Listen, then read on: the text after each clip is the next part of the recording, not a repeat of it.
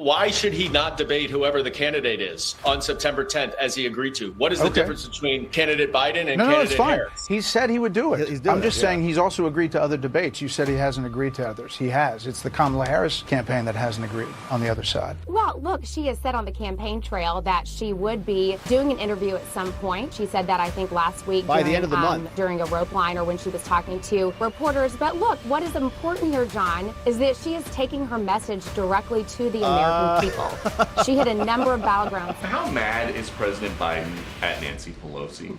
You guys keep asking me this question. I think I've answered this question multiple times. Dan Goldman having a meltdown over Kamala's refusal to debate Donald Trump. There's one debate on the calendar, but Trump says, you know, I'm willing to have conversations with Elon. I'm willing to have conversations with the news media. I'm willing to debate Kamala. We'll do it on September 10th, but how about we do it 2 other times as well for a total of 3 debates? And Goldman is saying that Trump is still refusing to debate Kamala. It's like he didn't get his talking points updated and he's still living, I don't know, a month ago. And this is a fun one because he looks like he's frozen, like he saw a ghost. He's just like, huh? Watch this one because Bret Baier actually pushed his back on him. Here's what that sounded like. If I'm Donald Trump, I understand why he doesn't want to debate. Kamala Harris is he's accepted former 3. prosecutor. He said yes to September 4th, September 10th, September 17th. He said yes to a lot of them. So 3. It's not that he's obviously afraid to debate. No. So no. He had agreed to September 10th. Well, on ABC. With Biden, who got pushed out. What's the difference? Why should he not debate whoever the candidate is on September 10th as he agreed to? What is the difference between candidate Biden and candidate Harris? He said he would do it. I'm just saying he's also agreed to other debates. You said he hasn't agreed to others. He has. It's the Kamala Harris campaign that hasn't agreed on the other side. Okay, so Dan Goldman doesn't have an explanation for that, right? Why won't she debate him 3 times? She wants 1 time, not 3. It's because she is scared and pathetic. In fact, she's so pathetic that Time Magazine, and Time Magazine is also pathetic too. These people are just pathetic. How can you be so in love with somebody who is totally snubbing you? It's like they just like to be abused. It's weird. So the Time Magazine is talking about the reintroduction of Kamala Harris, and they're trying to do this Obama vibe. Trump talked about this, brought this up when he was there with Elon, saying that this image doesn't really even look like Kamala, but they're trying to do this, Obama thing. Remember the Obama image? Like he was like looking off hope, right? All the left was like,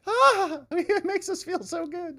And so they were just excited about it. They're trying to get him excited again. Okay. Her Moment is what they called it, written by Charlotte Alter. Her Moment. Now, this is wild because she is literally snubbing them. She didn't even show up for an interview. So you fast forward through this piece, go back, through the dumb covers they put her on. Every single cover with Trump is terrible, by the way. They are just trying to make him look like a devil and a monster and so on. But they say, where has Kamala been? Where has this Kamala been? Well, she didn't exist. You guys just made her up into something. Her performance in 2020 was wooden. As Biden's number 2, she did little to inspire confidence. Even this summer, party insiders chatted about replacing her. It was explicit from some of the major donors that she can't win, and they thought that she was terrible. Everybody thought she was terrible. They didn't think people were ready to elect someone like her. Now, but judging from the past few weeks, her own party underestimated her. I mean, it's all astroturf, right? It's all fake. Maybe the crowded 2020 primary just wasn't the right race for Harris. But now, maybe the vice presidency wasn't the right role. So she's terrible at everything, but suddenly, she's matching the moment. A former prosecutor who put people in prison for marijuana and truancy,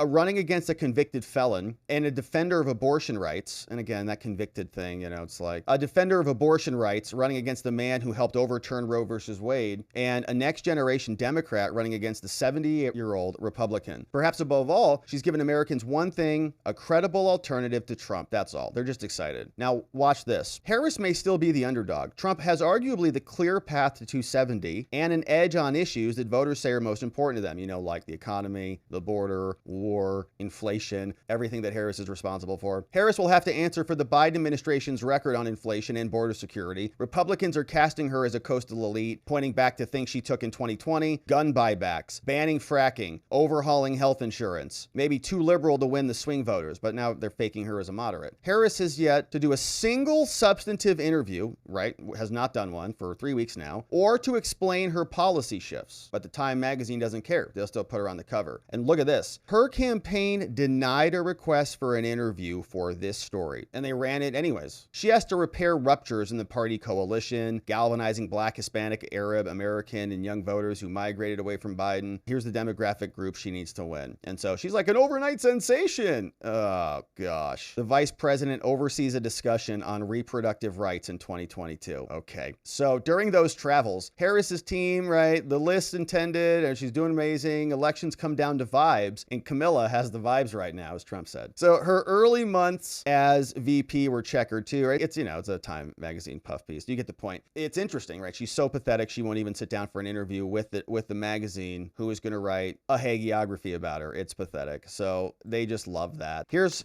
her schedule today. This was clipped over from the Trump War Room. You see Kamala not doing too much today, just kind of taking it easy or the rest of the week, and the media just allows it. They're just like, well, she's talking to the American people, says Michael Steele. She's talking to them. She doesn't need to talk to us, and so we'll just sit here and play our role. What's on the vice president's schedule today? Well, she's traveling and talking to voters and getting her message out there to the American people, something that she's been doing from the very start of this campaign, and something that she certainly did when she was President Biden's running mate as vice president. But look, you just mentioned the speech she's going to be giving in that's right. I was asking about today, and I don't think she's got any campaign events. Okay, this is incredible because this woman's trying to cover on the schedule today, does she? Well, she and Governor Walz have been traveling across the country. They hit nearly every battleground state last week. On the campaign trail, they raised $36 million within the first 24 hours. Governor Walz joining the ticket, and what she's going to be doing Friday is taking her economic message directly to the voters in North Carolina. I certainly don't want to get in front of exactly what she's going to say. She's going to talk a little bit about how she's going to make sure that she's putting consumers first as part of her economic plan. She's going to take on corporate price gougers. She's going to take on junk fees. And that's something that,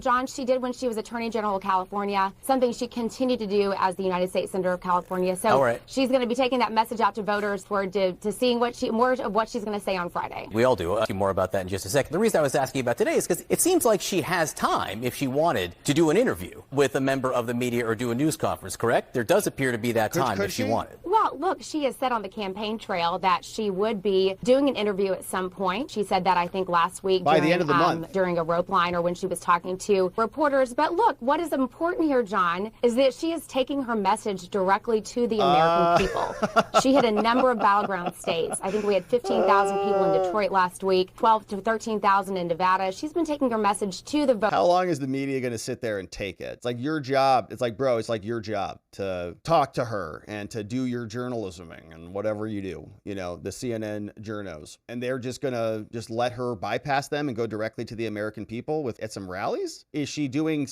X spaces or anything like that, or just her rallies? Like, is that going to be it? Because it seems like it's a little light. Voters and drawing large crowds. So she's actually having those direct conversations. But not today. All I'm saying is not today. She could do an interview today, I would think, because she's not out there today. Well, look, she's taking her message directly to voters. And just because she doesn't have an interview schedule on her public schedule doesn't mean that she's not taking her message directly to voters.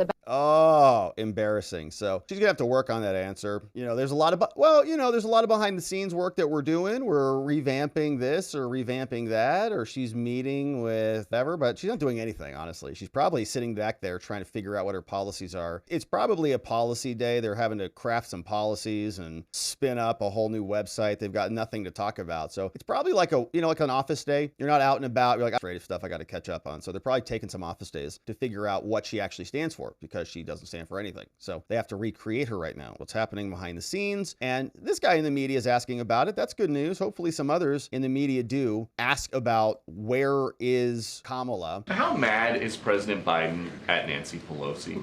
You guys keep asking me this question. I think I've answered this question multiple times. Well, he has admitted now for the first time in this interview that Pelosi is one of the Democrats who squeezed him out of the race. She thought he was going to sink the whole ticket. So how mad is he at her for that? The president respects his good friend, former Speaker of the House, Nancy Pelosi, and I think it's mutual. And she also gave interviews, I know you followed closely as well over the weekend. She made statements like preeminent president, among the top few to have served in this office. And I think that says a lot coming from the former speaker. So no hard feelings? He respects his good friend, Speaker Pelosi. And I think it's mutual, but I will let the president speak for himself, obviously. And yikes. Okay, so they are still little tender over there, I think, at the White House. So Kamala is ignoring the media. Media is asking about Joe. No one knows where Joe is. And Kamala and Tim Walz are going into the bunker for the foreseeable future. Maybe they'll talk to the media if the media is lucky. Pathetic. This was a fun one over from this individual, Lucky McGee. Says Tim Walz withdraws from the race after learning that he's going to be deployed to battleground states. But